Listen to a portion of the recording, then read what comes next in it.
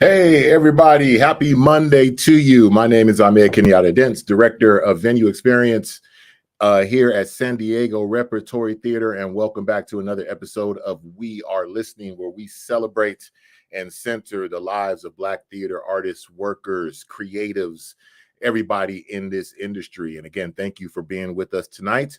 We have a spectacular guest on the way. Before we get things started, let me first and foremost kick things off by reading our land acknowledgement here at San Diego Repertory Theatre. Let me get this on the screen for you to check out.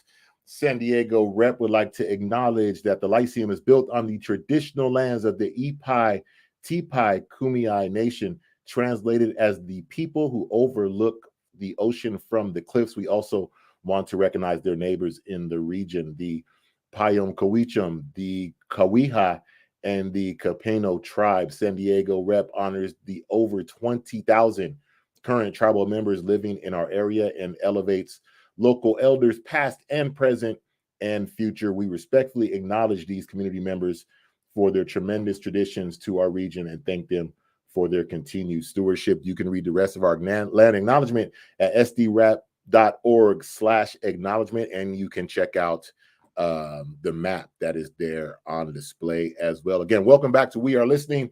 Back at it for the month of February. Was to come up on the end of Black History Month, but you know I do not do this thing by myself. Please welcome, as always, to We Are Listening, the Director of Arts Engagement and In-House Casting at La Jolla Playhouse, Jacole Kitchen. Jacole, what's up? Hey, everybody. Hey, Ahmed. What is going on with you? Just glad to be back here. Happy President's Day. This is our first We Are Listening that I didn't have a work day beforehand. So it's like, oh, yeah. Oh, okay. We're here. We're doing this. We're good here. We are good. We got a good one coming up. Before we get into it and bring our guests on, why don't you let us know what's happening over around the Playhouse? We're so excited to have a big musical coming back. Our last musical had to get shut down because of COVID. This is a world premiere musical that we've been working on for years, and we're so excited to bring it to you. Bangin' It, a bangin' new musical. It's a world premiere at La Jolla Playhouse about belonging, about identity, and where you fit in, how American are you, how culturally blank are you, and it is all set under the umbrella of competitive collegiate bhangra. I mean, you can't go wrong. It's hilarious, it's heartwarming, it's touching, it's fun. And speaking of all of those adjectives that I just used, WOW is coming back. Our WOW Festival Without Walls is going to be at Liberty Station, April 21st through April 24th. As always, WOW will not disappoint. Various national, international, local artists with spectacle, with all of the things that you need to see. Something might be directed by yours truly. So many more things to be announced. Go to lajollaplayhouse.org to check out the productions that have been announced at this point. And please stay tuned for so many more. We are just so excited to be able to bring WOW back. And this kicks off Without Walls being an annual festival. We have been biannual since its inception, and starting with 2020, this is an annual festival. So we keep going and growing, y'all. And then just visit our website. We have just put out our announcement for season 22-23. So check out lajollaplayhouse.org to see what's going on next season. Ahmed, what's going on at the Rep? Thank you, Jacole. Real quickly, let me swing on over to the Old Globe. Shout out to our silent partner in crime, Mr. Freedom Bradley Valentine. Freedom, we just want to let you know we're thinking about you and want everybody to know that you do help us put this thing together. And for those of you who don't know, and maybe I forgot to mention at the top of the show that We Are Listening is produced by San Diego Repertory Theatre. It is a partnership with the La Jolla Playhouse and the Old Globe. And over at the Old Globe right now through March 13th, Trouble in Mime. This is by Alice Childress, directed by one of our favorite people, Delicia Turner Sonnenberg. Please get over there and see this play if you have not seen it yet. Head on over to the oldglobe.org. Also check out everything else that they got going on over there. And as we come back to the Rep side, I want to remind you this weekend, starting on Thursday through Sunday, it is the 30th annual Kumba Festival. This year's This year's slogan is back to if, back to what all the ifs, what are all the possibilities, all the twists and turns that we could have made coming this way? What are the possibilities of Blackness and Africanness and all these things? And again, this starts on February 24th. It goes through February 27th. And really quickly, in case you do not know, from gospel to hip hop and theater to dance, Kumba Festival presents a wide showcase of arts that celebrate Black culture in all its variety. Again, this year a 4-day festival. It's usually 3. This year it is going 4. Beginning on Thursday, we have all the spectacular events that you are used to. We have a Black artist reception party with the point of view on Thursday, the night of positive images with the Royal Court and Parade. On Friday, we will have African drumming workshop, step and dance competition. We have a poetry competition going off, the return of Late Night Live. And on Sunday, it'll all wind down with the gospel celebration. Please head on over to sdrep.org. Check out all the information. It's a family affair. Get your tickets for the annual Kumba Festival. And everything does not require to be paid for. Like I said, there are workshops. There are things happening in the lobby. There's the African marketplace. So please come on out and join us beginning on the official ceremonies begin on Friday to check out Black to If, the 30th annual Kumba Festival. Shout out to the Han Blevins, CEO of Urban Warriors, who's been doing this thing for 30 plus years. So please come on out and support. And also here at the Rep, coming up on March 3rd, the Great Con. This is a national New Network play rolling. I said that backwards, didn't I, Jacole? Didn't I say it? I just National New Play Network. National New Play Network. Rolling NNPN. World premiere. I have been twisting my tongue on that all day for whatever reason. This is one of my favorite plays that I've read. It's spectacular. It is directed by Jess McLeod. We have a great cast, and that is going to segue into our guest tonight. Oh, go ahead, Jacole. Wait, before you segue, I got to go back to Kumba Fest for just a second because you mentioned that there's a poetry contest on Saturday the 26th. And yo, it's a contest. Come battle me, son. I'm gonna be spitting on Saturday the 26th. I think there's still time to sign up. There's still time to battle me. But just saying, I'll be there. I'm gonna come out of my artistic element, except you got me scared when you said it's a family-friendly event because my spoken word ain't always friendly. But no, so I just wanted to give a shout out to Black to If that I'm coming out to participate in the poetry contest. But now back to the Great Con. That's right. And that's the Great Con. And it is written by our guest tonight. Now, this is going to be a great conversation. I definitely want to talk to him about the Great Con, but want to talk to him about just his career and thoughts on theater and performing arts and where we are overall right now. Everybody, please welcome to We Are Listening, playwright, actor, educator. I could keep going and going and going. Please welcome to We Are Listening, Mr. Michael Gene Sullivan. Welcome to We Are Listening, Michael. Thanks for having me, Ahmed. How you doing today, sir? I'm doing all right. So far, so good. Okay. All right. Thank you for being with us. We do appreciate it. As always, here is our tradition. You know, anybody can read a bio, but we really like our guests to get to know, like our folks, our audience watching, to get to know our guests and hear from their own mouths kind of how they got into this performing arts world and how we got to where we are today. So you could take as short or as long as you want to with that. And why don't you tell everybody how we got to where we are today, Michael? Oh, man. Oh, and hi, Jacole. I forgot to say hi, Michael. Welcome to the show. That's a tough question to answer easily because I did a one-person show. So I know you don't want to see my whole one-person show. It's online. Check it out. Give us the cliff notes of the show. Okay, so I'll try to do this kind of quick. So my family is from Detroit. You know, my father's from Inkster, my mother's from Detroit. They got married. They moved out to California, and they were kind of political. You'll see why this is important. They were kind of political, Black people in Los Angeles, going to Black Panther meetings and stuff like that. And at one point, my mother actually ended up working for the Bobby Kennedy president campaign back in '68, and she was there when he got assassinated. And the FBI thought that she might have been a witness. And they didn't want all the witnesses killed like they were after JFK's assassination. So they asked my parents if they wanted to move somewhere else to be kind of in a witness protection thing. And my parents decided they wanted to move to San Francisco because they thought that's where the revolution was going to start. And they wanted to be at the epicenter of the revolution. So those were the people that raised me and my sisters.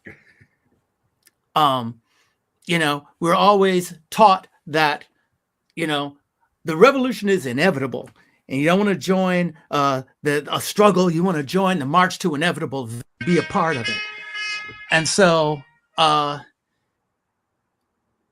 they weren't, we weren't really into theater or anything like that. And my mother wanted to be an artist, but I was raised to be, like I said, part of the revolution. And I ended up becoming an actor because a girl that I had a crush on was in a theater company in high school. And I wanted to be near her. So I got into the theater company. I later married her. She's in the next room. Our son is in a loft bed right there in our tiny apartment. And so then after years, I started getting more into theater. There's a theater company in San Francisco, the San Francisco Mime Troupe, which does not do silent mime. They do radical political musical comedies. Tour them around the world. They got a Tony Award and stuff. And that was the company I wanted to be a part of. So I put my eye on that company. I did Shakespeare and did all these things at different theaters, but I always had my eye on the Mime Troupe. And then eventually I got into the company. My wife got into the company. We've been there ever since. After a few years of acting with the company, I started writing, have a chance to write the radical stuff that I've been raised to talk about. And around 2000, I became resident playwright for the company. Our previous playwright, Joan Holden, had retired. She'd been there for 30 years. The company is 63 years old now. And then, just kept working, became more and more of a playwright, though I still, mainly make my living as an actor. I wrote the stage adaptation of 1984 of George Orwell's novel, which is running all over the place. It's running in Kiev, Ukraine right now. It's going to open in Seattle again. It's run all over the United States and around the world. And I wrote a few different shows that have run different places, always super political. And then when the pandemic hit, I had this other show in my head about what is it like to grow up as a Black teenager in the United States, and how you cannot let your enemy, you cannot let your oppressor define you, both to themselves, to the world, and especially to yourself, that you can't let your enemy write your history. You can't let your enemy write your biography that you believe. So I had this show in my head. And so since I had some time, because the show I had been in was canceled because of COVID, I wrote The Great Con. And fortunately enough, I managed to get it in the right hands of San Diego Rep. That's pretty much it. That's fantastic. That's fantastic. Well, I'm so glad that your show did bring you to the Rep. But one of the things that I love about so many of the artists that we talk to, and one of my favorite questions to ask is the importance or the cross section, to talk about the cross section of being an artist and being an advocate. And it seems like that's just in your DNA, to the advocacy and the revolutionary was first, and the artist was just following a cute girl. And then it all seemed to work out well. I mean, the artist part seemed to work out well. The girls seemed to work out well. But she's really, still cute. Excellent, perfect. Yeah. But at the core of it all, really is the political heart. Can you talk a little bit more about that and kind of the cross section of the two for you? Well, before I had any idea I was going to end up spending my life thus far in theater, I wanted to be a history teacher because I felt like it is the single most important aspect of civil society. You have to know, where you're from to know where you're going to go. Everything is history. Me just saying that right then is history. Mm-hmm. And there's also a reason that it is downplayed. There's a reason that, critical race theory, as small a thing, all it is history. Mm-hmm. There's a reason that history gets suppressed. History gets suppressed because history is a history of people fighting against oppression. That's really the thing that happens in history, Mhm. is Mhm. this constant struggle against xenophobia and transphobia and racism and classism. It is a struggle always to progress to a future that has more freedom and more of, an empowered citizenry against an empowered aristocracy, political, economic aristocracy. Mhm. And so if you can get people to ignore that, and if you could say, no, history is boring, history is stupid, you should just focus on, math. You should just focus on computer sciences. You can focus on all of these other things, but don't focus on history, because history is a history of revolutions and advancement. Mm. And that's what I wanted. I was like, even as a kid, I got all of these books behind. You can't see many of them, but I got books and books and books. I have shelves of plays. Most of my books are history books. Most of my books are about the long, but like I said, inevitable march to victory. And so I wanted to be that teacher that inspired people not to get, become history fetishists. Those people who are like, oh, I'm dressing up like a history person, and they get really nerdy about it. And it's like, I got my top hat, and no. You read history so that you can see where we've been and how far we've come and how far we haven't come. Mm-hmm. Mm-hmm. You read history to get strategies and tactics for revolutionary change in the future. You go, this worked, this didn't work. These people got undermined because of this. These people got split off because of that. This revolution succeeded, but then made a wrong turn. This revolution succeeded and didn't make a wrong turn and was fine. It's a way, and you can't read it from one point of view. You've got to look at it from all these different points of view, knowing that everything that's written down in history is subjective. There is no objective historian. Mm-hmm. You got to read it from all these different points of view and see the one that makes sense. So that's what I was passionately going to do that. And then theater came along. And so all the plays that I write, like Great Khan, has a bunch of history in it. It has a history teacher character in it. My 1984 is about, it's not, when I wrote it, I wanted to write it. Okay, so besides the history thing, for me, the most important thing is the effect you're having on the audience. Sometimes playwrights will be like, oh, well, I'm trying to, this is a love letter to my mom. Well, I don't know your mom. I might not even like your mom. Sorry, just saying. Not trying to say anything about your mama, but, the goal is to change the audience. The goal is to entertain them, to inspire them to go out and overthrow capitalism.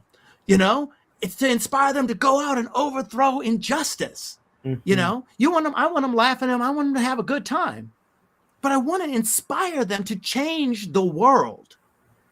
And so that's, and the tool that I use, the reference point, the touchstone for me is always going to be history. It's amazing that you say that, because that's what we do to split off with notes. Because even in this situation where we have ourselves at now, right? Especially after we've always had this situation, but especially after We See You White American Theater was written, and then we went through what we went through with George Floyd and COVID. And then, we had this moment, right, that we always talk about. Here's the moment. Everybody's going to say what they're going to say and do what we're going to do. But I always felt that historical part was missing, of just like you're saying, like that historical part. Like, we all knew there was a problem, but it's like, okay, but how exactly did we get to this problem? Because we ain't never going to, I don't care what declarations we do and how long we stay locked up in the house and how many marches we have. If we don't look back as to if we don't take this moment right here to reset and look at back how we got here, these things are going to continue when we open back up, and everyone's going to forget, like, hey, like, look, like, there's been liberal folks in charge of theater for a long damn time, and we've had this problem. Let's not pretend that it's just going to go away because one guy isn't president, or we went through this one summer and now it's over with, and we get back to business as usual. So I love what you're saying about how much history figures into this, because, me and Jacole talk about all the time with all the guests that we've had through this, through this medium, we have been able to meet and connect and go back in time in so many different walks of Black folks in this march through, not just how you came and how this person came and how, no, we've gone through a gambit of how many people and how many different histories and how many different views we've had just amongst ourselves in this. Yeah. Oh, well, and even I just wanted, just adding to that, even as you were saying, you know, this ain't new, is you're saying that the San Francisco Mime Troupe has been around for what you say 63 years, and that they do political theater. That's what y'all do, is politically driven theater that is the telling stories of revolutionaries, which is exactly what you're saying history is. I love that history, what you said, that history is really the stories of revolutions, of people fighting the power, and that's why they don't want to teach that history right now. Right. They always want to tell us, it's like that misreading of Nietzsche, who didn't say that stuff, that that's like one Superman to the next, one leader to the next, you know, that a leader normally, historically, is the people were going this way and somebody runs in front of them and points in the direction they were already going and says, follow me.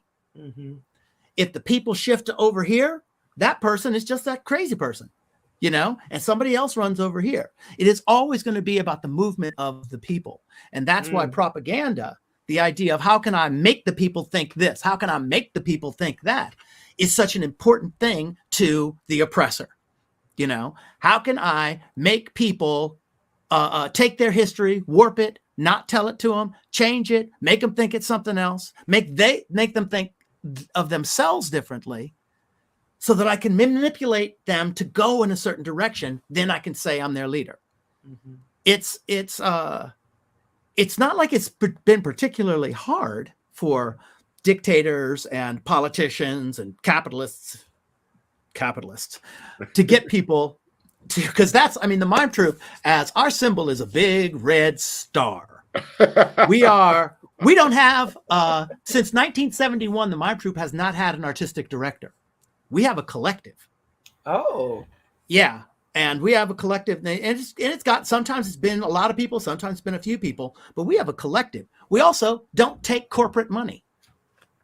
We get money from foundations. You're blowing my mind. Sorry, Michael, you're like blowing my mind. More. Everything I know about theater, you're just like, you're saying we don't do it. I'm like, well, how does that work? I don't understand. We don't take corporate money, and our shows are free to see. Okay, no, I need to stop there just for a second. And we're an equity company. How does this work? In real talk, like, no, you're blowing my mind here. But real talk, because this is a very real conversation. Thank you so much for saying that and throwing that on the table, because we have been led to believe that the way that we have been brought up, the predominantly white theater, that's the only model, that the only way for theater to survive is to have these big corporate donations, because we can't survive on ticket sales and we can't survive on just individual donations alone. So we need the big uns. We need the people who are willing to put their names on things, and we have to keep the tickets high because we have to be able to pay the equity actors. So you're telling me literally everything that we know and have been told there's no other way. You all are doing that literally the other. How does that teach us, the Michael? Completely other way. And like I said, we have other way. We have a Tony Award. We have an Obie Award. We used to tour around the country back when colleges had and universities had the money to do it, but we still do it because we want to always make sure to do shows about the working class at a price the working class can afford, which is free. So and keeping value to it. Because the other thing we say is you can't give it away because there's no value. People need to know there's value. They won't show up if it's free. Right. And that also is we live in this like capitalist stew, you know, and most Americans are not capitalists. They're just not. They think they are. A capitalist is somebody who makes their money off of their investment, off of their capital, off of somebody else's labor. Most Americans work for a living. You know, if you work for a living, you're in the working class. but we are taught to be capitalists and taught, like you were saying, that there's only this one way.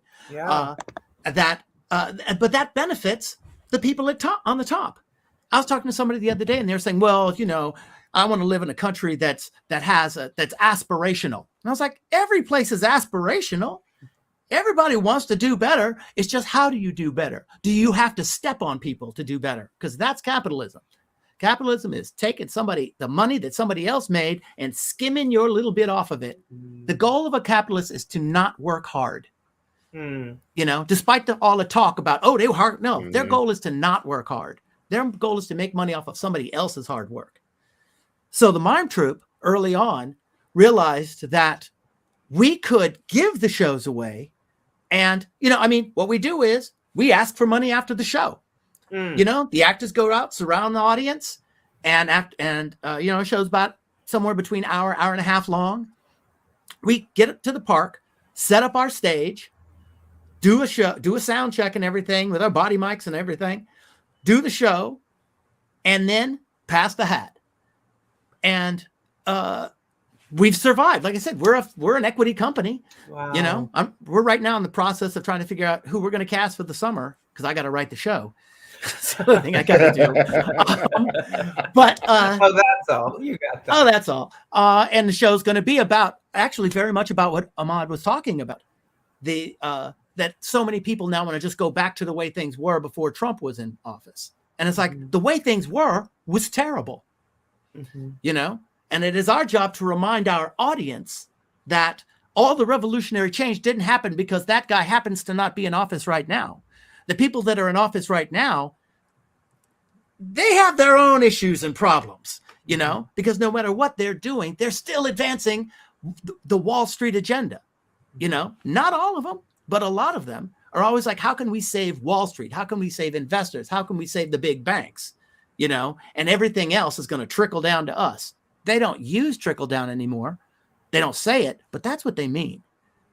And so it's Mime Troupe's job to always go out and challenge not only the powers that be and to speak truth to power, but also to challenge our audience to see, how are you being complicit in your own economic oppression? How are you being complicit when it comes to racism and police brutality in the United States?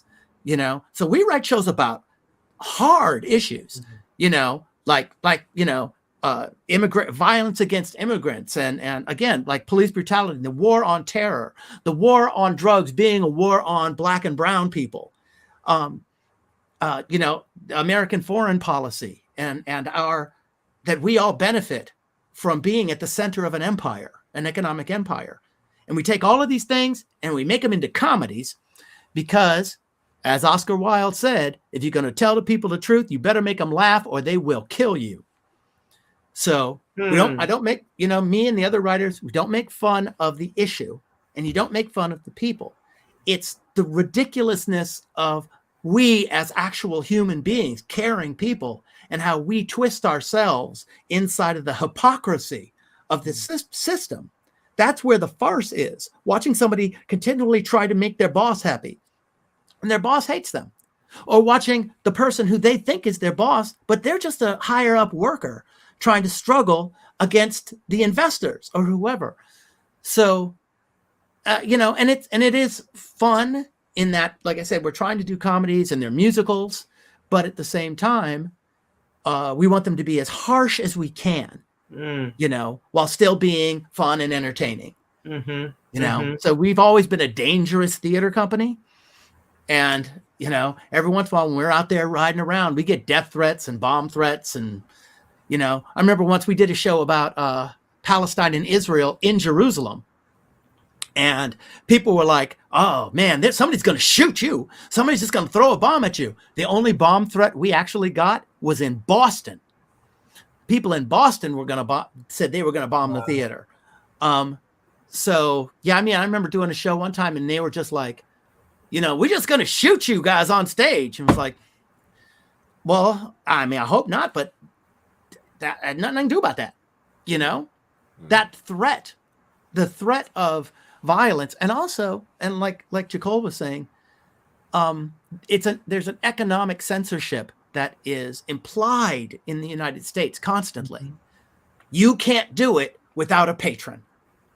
You know, you can't do it without some rich person you got to hope is on your side, you know, and they're going to want to put their name on your building. You're going to sell bricks. You're going to sell pavement or whatever. And it's like, first of all, if those people really support the theater, they shouldn't need their name on anything. They're buying you, you know, and sometimes a great many theaters absolutely need that. But if we had real arts funding in this country, none of us would need it. You know, and every company can't be like the Mime Troupe. We're, you know, kind of extreme. But, you know, and theaters do what they can, where they'll say, okay, we're going to do a pay what you can night, which is so uncapitalist. It's so like not profit driven. It's like, this is one night, maybe one night a week. I remember working at a theater where, and it was a big theater. They had one night a week where you could pay with food. You could bring canned food, and all of that food, went to a local food bank. So there are different ways that you can push back against it, but as long as you know that this is a deal you're making for right now, it's expedient right now to take this money, but this isn't your goal. Your goal should never be to be a mouthpiece for the man. You know, it should never be. All theater is always going to be one of two things. Every play either supports the status quo or challenges the status quo. And most of us, even all of these theaters that are going through these changes right now, they were all started by very radical people. You know, these are people who started a theater because they wanted to change the world. Yeah. And over time, things can happen. Over time, they get a mortgage on the building over time, and you know they lose this funding, and they have to kind of change their mission statement to get that. And so, but some theaters have managed to stick with their revolutionary roots and continue to change and evolve. Some don't, and those that don't, it's time for them to get changed. You know what, Michael, as you talked about just right now, like the history of the thing, right? And Jacole, your reaction to that too, because here we go. I'm about to get on my bullshit. It's like you're saying, right? The model of things. And like we were talking about how people right now are looking at this point of like wanting to get back to normal instead of maybe a lot of people like, no, how do we transcend what that was? Because I think people haven't realized, we were talking about this a minute ago, like, this younger group of people coming up ain't having this shit. They're not. They're not. They have seen what has happened like the last 20 years. They have the luxury of the internet to actually be able to go back and scrub history much quicker. There's more information, and they can look at what's equitable and what is not. And they can look at us who are sitting here working and hustling and don't know how to stop and be like, wait a minute, what? And it's like you were saying, like that change, right? Like how far do we go down that rabbit hole? Like we have, this is where I get in trouble at, right? So like you were saying, the model of the funding and who gives what, right? But we live in this era where everybody's woke, right? Everybody's against this. Everybody's against that. This is not supposed to be. How can we be? But a lot of the funds that come to a lot of our theaters come by way of donor advised funds and hedge funds that have massive investments in prisons, in these other organizations. And we know that, well, this is a place where people who are wealthy put their money, and then it goes to the theater. But I think these are questions as more people understand the history of the system, like you're saying, the history of how things were donated and where we're going. Those questions are going to they're not going to go away at this point. Like this is an unraveling. This is a new understanding of how this business works. And so those things are not going to, these are going to be, like you're saying, new realizations that especially these younger people are going to be like, hey, wait, what are you talking about? That's not the word. Well, it's like the Sackler family, the Sackler family put all that money into Oxycontin, put all of that money into getting a bunch of people in this country hooked on their drugs, at the same time putting all of this money into museums and theaters around the world, kind of like what I call art washing. their dirty money, you know? And what it required was then those organizations, their patrons, had to demand that the Sackler's name come off of that. Because, like, do you want to be associated with a company and a family this dirty, this criminal, this inhuman to their fellow human beings? And so they did. And the same thing happens to theaters. A lot of theaters are part of the art washing of these, like you're saying, these horrible hedge funds, these corporations that are like making the world a worse place. You know, they are leading us down a path of climate change that is going to be destructive to all of us, you know. But then they want to make sure to get their name on your theater. They want to make sure the bank that bets them wants to make sure to get their thing so that they can have, like I said, have some public face of, oh, look, we're on the right side. The alternate is supposed to be government. Government, and this is a tough one for a lot of folks, especially leftists, you know, like myself.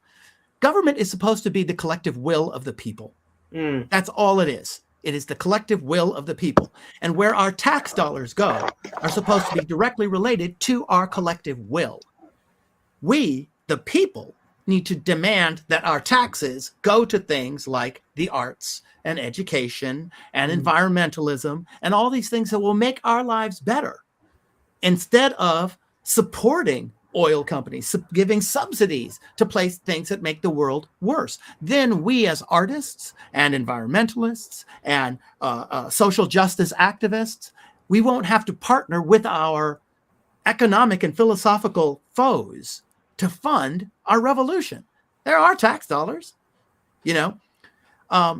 We need to remember, you know, because it's so easy, especially for a lot of people on the left, to kind of go, well, government's a problem. And it's like, no, if we took over, we'd have a government. You know, if we had a revolution, we'd still have a government. Government is just people doing jobs we don't want to do. They're our employees doing stuff that we don't have time to do for us. It's a nonprofit organization. And that's one of the things that a philosophical shift, besides the fact that we're all in the working class, the other philosophical shift that Americans need to accept is that government is a nonprofit organization. It's a service organization. We have put a bunch of corporate people in charge of a nonprofit organization. Philosophically, fundamentally, they cannot understand the concept of government because they are thinking in terms of profit. Understandable. That's what they do. But they can't understand government. You are dropping mad knowledge, Michael. Like, I mean, I'm just like, yes, yes. Like, why are we putting these corporate people in charge? I can't hear you all of a sudden. Oh, it's, you know what, Michael, I can hear her, so it must be something. No, I can hear you. I think it's when we're talking at the same time. It's probably all I can do is see your lips moving. Still. Oh, there you are. I got you. There I am. Okay, and now you're gone. No, okay, you're back. I'm so excited and by so many of the things that you're saying, and just the truth of it all, and the idea of so many people get into, I think of people like President Obama and people who get into politics that really are these grassroots people, these people who are really trying to make real change. But then somehow, as you get up the ladder of politics, the government, whatever, there's a shift that happens, and it no longer becomes about the people. And sorry, you're dropping real knowledge on me here today, Michael. But that's the history, though, right? Like we were talking about, like with the, you know, when we talked about the Federal Theater Project in the Negro Union, and how like, yeah, it was the Red Scare. We know all that was going on, but they took that opportunity to totally just flip the theater industry. Like you're talking about, Michael, like that was where they took the opportunity to be like, oh no, let's flip this whole model. Let's make sure we know where the money's coming from. Let's make sure the money is coming from the affluent, and let's make sure that we have control of the plays that we set up. And, you know, we still live in that structure today. That structure has been built there. So it's these things that you're talking about. Like that was where it was officially like, oh no, let's make sure we as the government, we put our hand on this thing. We guide where the money goes. We guide where the arts gets funded, who it gets funded, where it gets funded, and what type of content gets funded. You know what I mean? And so it's just like you're saying, it's just knowing that history and then seeing that, oh, that's how that unravels. And that's how this ended up like this. And this is why we were just talking about trouble in my mind. Like we talked about, it still worked out in a way because we end up getting a Raisin in the Sun, but we were supposed to have something else. Trouble in My Mind, but that was too, we can't, no, Black folks, y'all can't put that up on, no, we can't support that. Yeah. I mean, that's the idea of theater. I mean, like the Federal Theater Project gets shut down because they're like, commies, you know, right. Corporations are like, oh my goodness, you're talking about, because some of those shows, I remember they one of the things I read, what was it? The Revolt of the Beavers, I think. It was this little show. There was a little Federal Theater Project funded show that went around, and it was about beavers building dams, but they were the workers. And it was about the workers controlling the means of production. And because it was made by leftists, and it was a school tour show, and people in Congress freaked out. They were like, we've got to stop the Federal Theater Project because this idea of the workers having control isn't something we want to fund. And it's like, I'm just thinking, because I wasn't born yet, but you work for us, you know, and the workers controlling the means of production should not be something that our employees in government try to fight against. They're our employees. They should be helping us instead of always helping those folks at the top. And the other thing about theater, I was doing an interview one time and they were like, well, what difference has theater ever really made? Has theater ever actually impacted anything? Here's the story. During the Civil War, the story when Abraham Lincoln met, what's her name? Harriet Beecher Stowe wrote, Uncle Tom's Cabin. And he said, oh, so you're the little woman who started this big war. Because he was, she was like 5 foot tall and he was 20 feet tall, apparently. And the thing is that most Americans in the North had never read Uncle Tom's Cabin because they were illiterate. Most of them had seen the play version because there was over 120 play adaptations of Uncle Tom's Cabin. So suddenly Northerners were going to the theater and seeing a violent slavery presented to them in a way they had never conceived of it. It had been theoretical to them. And see, they're actually seeing people get whipped. We're seeing characters who are willing to die rather than be slaves, rather to kill themselves and their families. They get to see how horrible it is. It was the play version of Uncle Tom's Cabin that so outraged so many Northerners that it made a lot of them who had not really had much of a position become abolitionists. Is that one of the things that excites you about adaptations in general? Because I know that a lot of your work as a playwright, or much of your work as a playwright, is adaptations. Is that one of the things that excites you, is being able to make these works of literature like 1984? That's a heavy lift. That's one of those books that I was supposed to read in high school but didn't read until I was a teacher later. And because I'm like, oh, I have to teach this book, I better read it real quick. But that's a heavy lift. Not every student is going to read and or understand it, but to see it on stage is it's palatable in a different way. So is that one of the things that lends you, or that excites you about adaptations? Well, it's kind of weird. I was being the writer for the Mime Troupe for years and writing all of these shows about, racism, sexism, and capitalism and militarism. And then at one point I realized that I was kind of writing different versions of 1984. And up to that point, I had not written any adaptations for the first 10 years I was at the troupe. And then I decided in the middle of writing one show about the United States declaring war on Canada through propaganda. We wanted their natural resources. It was a comedy. And how it was one of the few countries in the world that the United States, in my version, hadn't declared war on. I realized I was putting all of these aspects of 1984 in. And at the same time, we were in the war on terror, the early Bush years.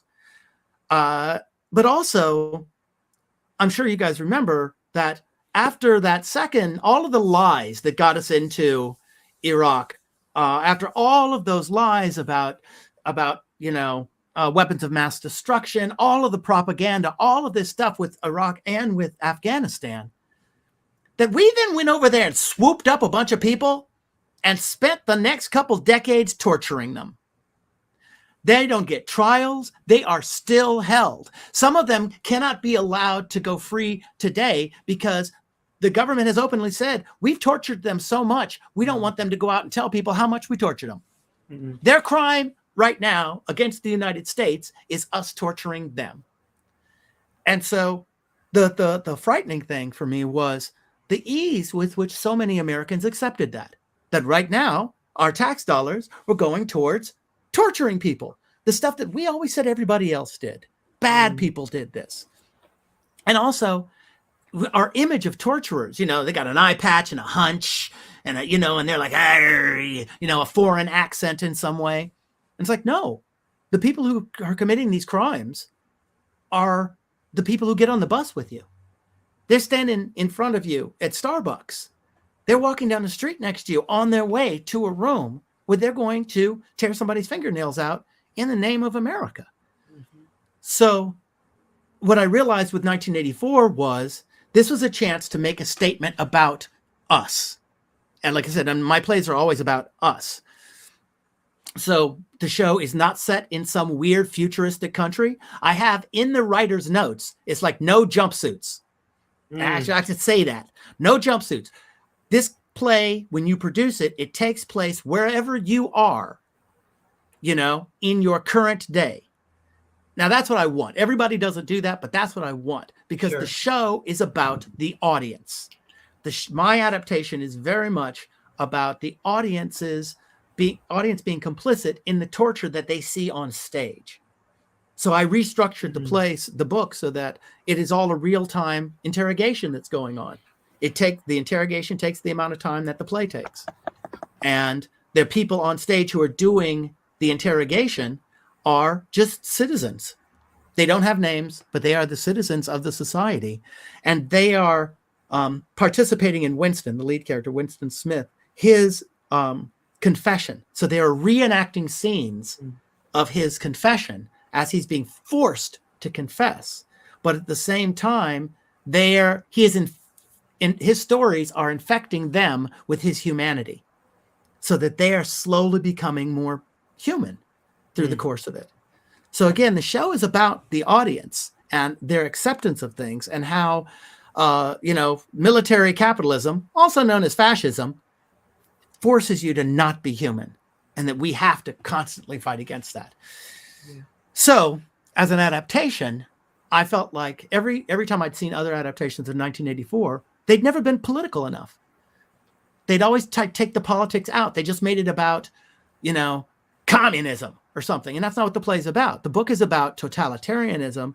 And to a large extent, right in the middle, there's a section about capitalism. People always take that out. And so it's about propaganda. It's about how you judge yourself. And that's the story that I wanted to tell. So, so that, and like I said, I've done a couple of other adaptations. Like I've got an adaptation of Christmas Carol that I wrote called A Red Carol, because it's all from the worker's perspective. It's all from Cratchit's perspective. And I did one of The Poor of New York, which is this old play that was about class. And I just flipped the play around. And it was a lot of fun. But like I said, it's always want the audience to have a good time, but at the same time leave and go, wait a minute, this is fucked up. Yeah, for sure. I want to make sure we get time to talk about the Great Con, but also in talking about the con, so we want people to come see it, but also talk about some of the things you're dealing with there.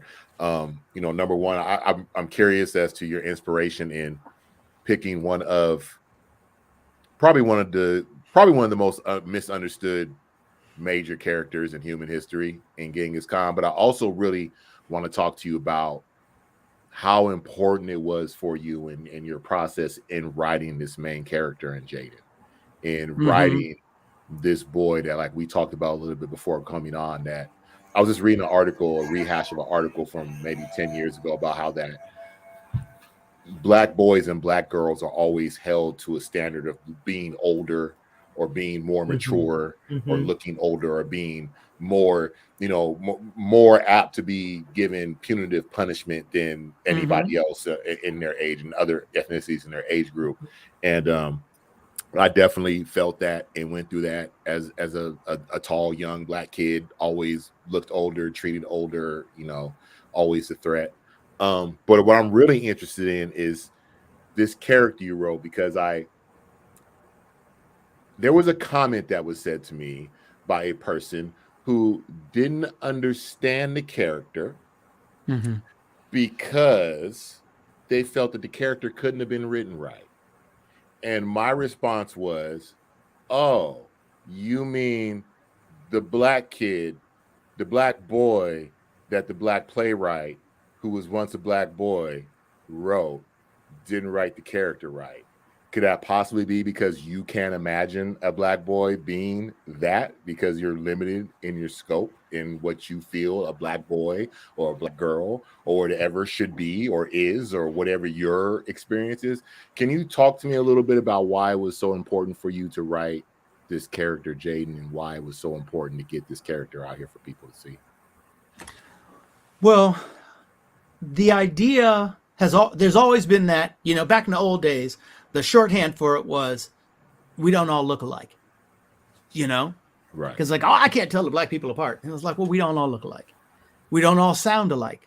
We're not all from the same place. My family's a Northern family. My wife's family is a Southern family, that there is this rich variety of Black people, just like there is every other group. No. Sorry, my phone rang for a second there. But I feel like with that ringtone that you have, though, it is like punctuated every time it's rang. It has come at this like perfect punctuating moment, and it's been just the right ringtone for that moment.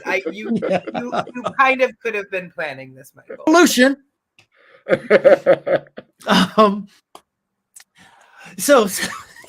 So this idea that, each time finding ways that we are not all the same, and that, how we have to make sure, like I was saying before, that we don't accept this idea of us being all the same. Both, nerdy kids, and actually most kids are nerdy kids, when they're teenagers, they just are. I have got a son. He's a nerdy kid. His friends are all nerdy kids. Because there's this moment where, and I teach in high schools periodically. I teach playwriting, where kids get infected with cool, which I hate cool, because cool is limiting. Cool is a way to follow somebody else. You're a follower when you try to be cool because you're dressing like somebody else, And who defines what cool is? Besides the fact that it's all about what you own, and it's all about spending money, it's also the idea, especially for Black youths, it's like, to be a plumber is a job, but that's not a cool job. To be a historian is a job. To be a teacher is a job. All of these other options that we get to have. To be an illustrator, to have all of these other options. But what we're constantly pushed towards is, no, this is what Black is. This incredibly narrow thing. I was talking to one kid one time in class, and he was like, he wanted to be a rapper or a basketball player. And I was trying to tell him, I said, you know how many professional basketball players there are in this country? Not many. There are very few. And as a musician, it is really hard to make a living. It is so hard to make a living as a musician. The odds are you're going to have a different job than that, And he's like, yeah, well, and I said, well, and you're going to school and stuff. And his father was a mechanic, but he didn't value his father's job.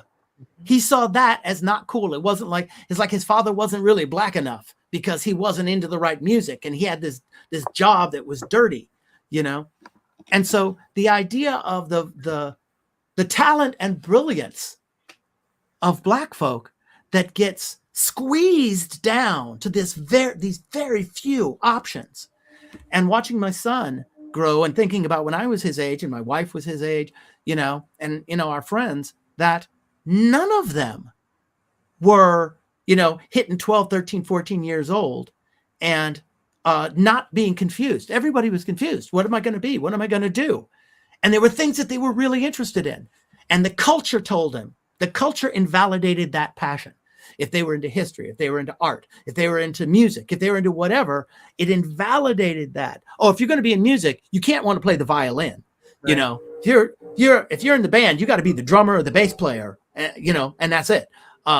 You're not trumpet. That's why it's so cool to have Black trumpeters become big. But at the same time, we have allowed, not we, but the culture has tried to redefine us, and get rid of all of these other options.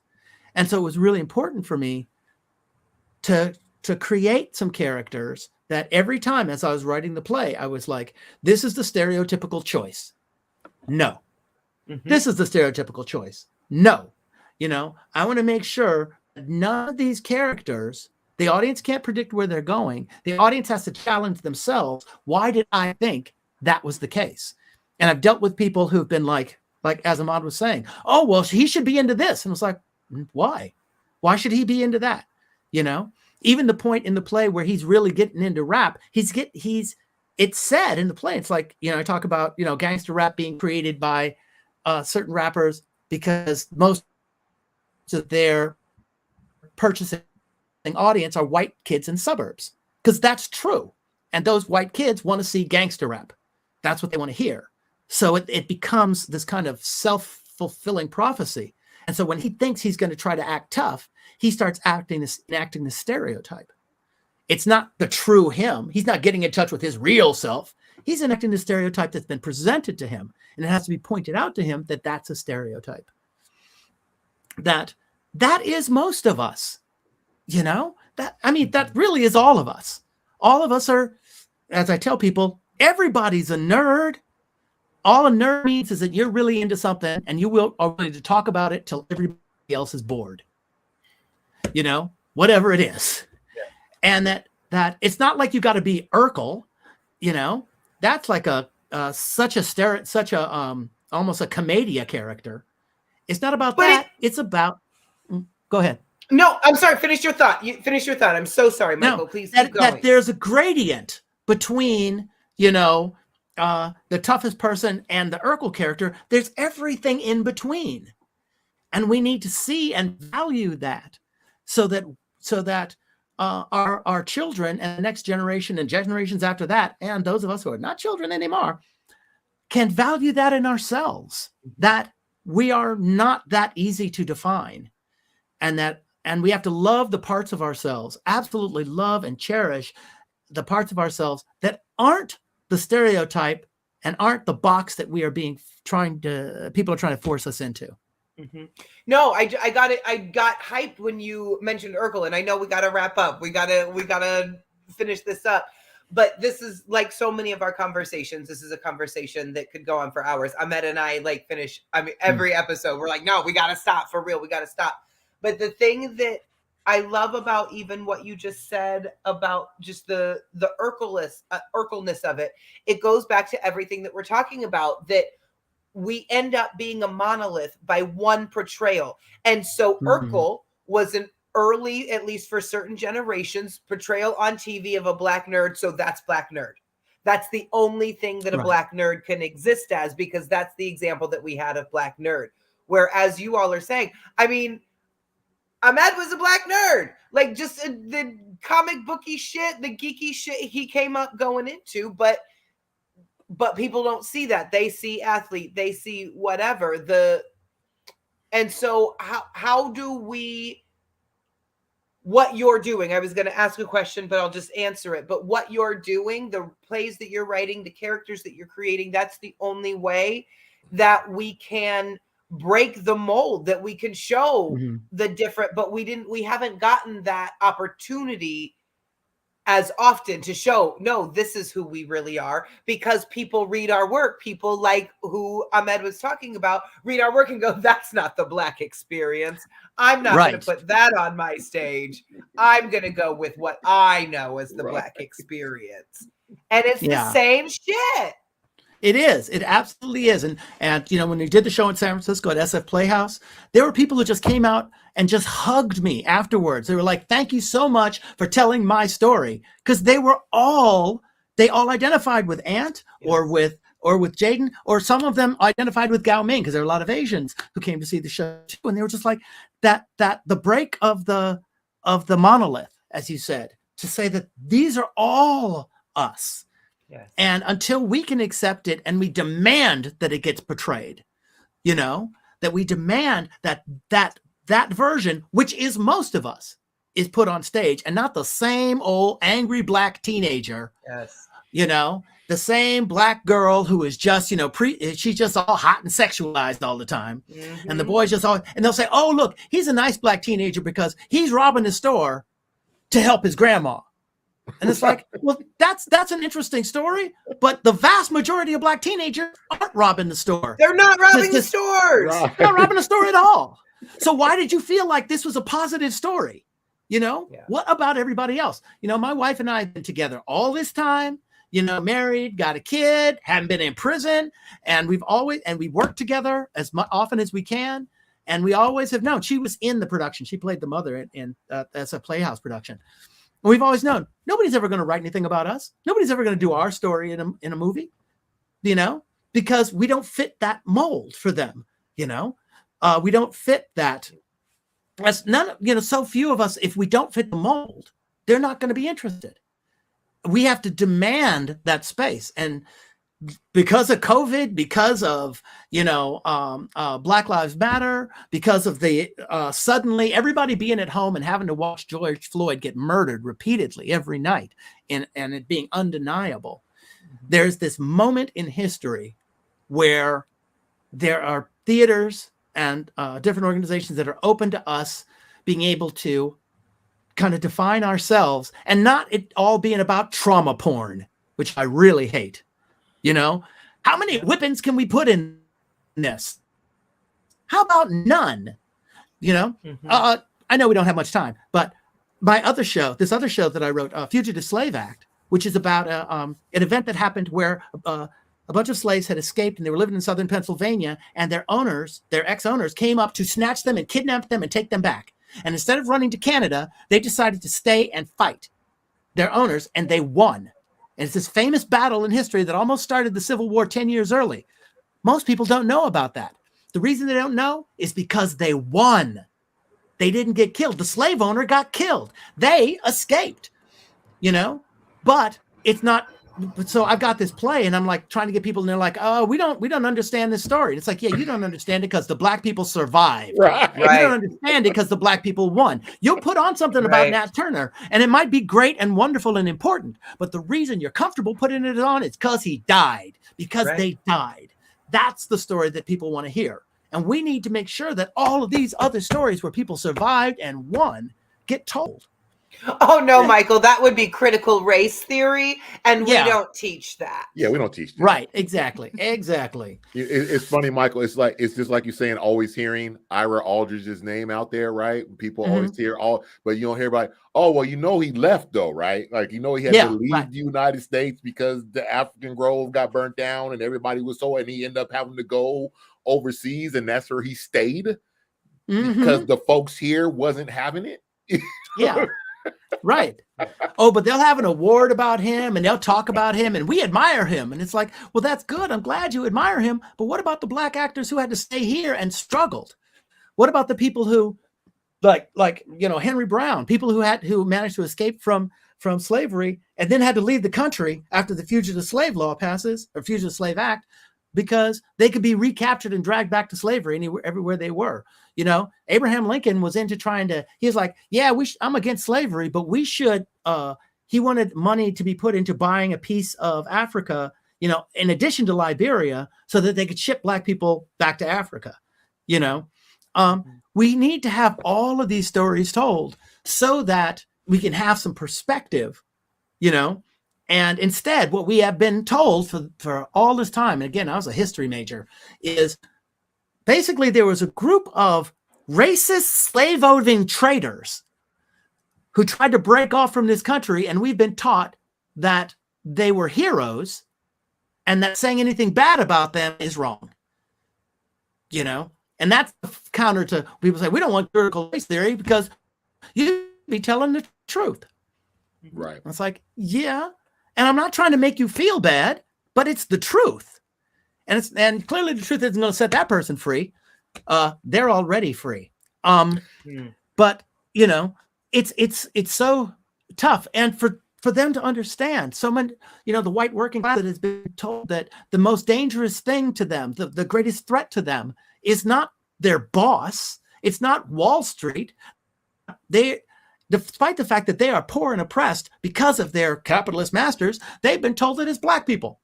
They've been told that it's, you know, immigrants. They've been told that it's the gay, lesbian, trans, woman, whoever, you know. They've been distracted from the causes of their oppression. And that's what we're struggling against now, is to try to show those people we have to have a better story than the propaganda that has come at them from the other direction. And we have to have a better story for ourselves so that we don't succumb to that same propaganda. No, I think we have officially come to that point in the show where we got to end the show. This could keep going for hours. Michael, when you are down in San Diego, let's please continue this conversation, but with maybe a cocktail. I could use an old fashioned if this is going to continue. Sure. But I want to give a shout out to Brittany Caldwell and other members of the cast of The Great Con that are listening. Hoping to get some of them on for a future conversation. But just, Michael, I just wanted to thank you so much for engaging. It is not often that I get rendered speechless, period, much less on this show. But you stopped me. You stopped me in my tracks with some real radical shit right there, Michael. So no, thank you for that. Thank you. Well, thank you for having me, Jacole and Ahmed. It's been really nice. I hope we have a more chance to talk just in general. Michael, we love it. We definitely want you to come back on here, but we definitely want to see you in person too. Like this conversation go on and on and on. Yes. We do have a couple of minutes. So I do want you to say this, and I know you said earlier as we started that you're writing the play should move the audience, and so if there's any message you have for people who are getting ready to come see The Great Con, if you didn't know The Great Con was playing, it is starting. Performances start here. Previews start on March 3rd here at San Diego Repertory Theatre. Any words for people who are getting ready to come watch your play? I don't know. Be ready to be challenged, to laugh, to see things from a different point of view, to don't take anything for granted, and never, ever, ever let the oppressor define you. That's right. That's what's up. Yeah. Ladies and gentlemen, everybody watching, everybody, please give a warm round of applause wherever you are at home or on the road or wherever you're watching this to Michael Gene Sullivan. There is a new National New Network play premiere coming up here. National New Play correct Network. Me, Nicole. Correct me, please. It's the National New Play Network rolling world premiere. I say this every day until the day I need to get on the camera and say it. I say this thing out my mouth every day until I get on the camera and say it. Performances start on March 3rd. Also want to let you guys know we are working. Any of y'all who are on the cast who are watching this, expect an email from me tomorrow because we're going to try to get y'all up on here in the next few weeks to come talk to us about your experiences. Want to let everybody know coming up on March 7th, we'll be doing a notes edition of We Are Listening, and this is kind of right up your alley, Michael. I'm going to be talking about the Emmy Award-winning actress Esther Roll. I'm going to be talking about her activism and what her demands were and her activism and representation for Black folks that led to Good Times being such a spectacular show, but also led to the end of Good Times because, well, the Good Times couldn't keep rolling with the truth in representation. So we're going to dig a little bit into that. And then we have another guest, Rebecca Smanga Frank will be coming up on April 25th. And again, we're going to look to see if we can get some cast members from The Great Con in here in March. So everybody, don't forget, come check us out this weekend. San Diego Kumba Fest starts on Thursday. Make sure you head on over to lajollaplayhouse.org. Check out, get your information about Banging It, get your information about the WOW Festival. Head on over to the oldglobe.org. Make sure you check out Trouble in Mine, which will end its run on March 13th in a few weeks. So please make sure you head on over to sdrep.org, lajollaplayhouse.org, and the oldglobe.org. Check out all of these spectacular programs that are coming up. Michael, again, thank you very much for joining us, brother. We look forward to seeing you in person sometime soon and continue this, whether it's here or with the drink. We're going to continue this conversation right here because we can go. You know what my vote is. So we're wrapping up another one. Jacole, my partner in crime, thank you again for rolling through this. As we remember, y'all, this is what is our moniker? We are not the other. We are the standard. We've been here from the beginning of this thing, so don't let anyone tell you otherwise. On behalf of Michael, on behalf of Jacole, on behalf of Freedom Bradley Ballantyne, our ghost partner out there in the ether somewhere, and everybody at all three of our organizations, thank you very much. And Jacole, what do you always thank the folks for when we get ready to end this thing? Thanks for listening. Michael, thank you. Everybody, thank you for watching, and we will talk to y'all later. Have a good one, everybody. Bye-bye.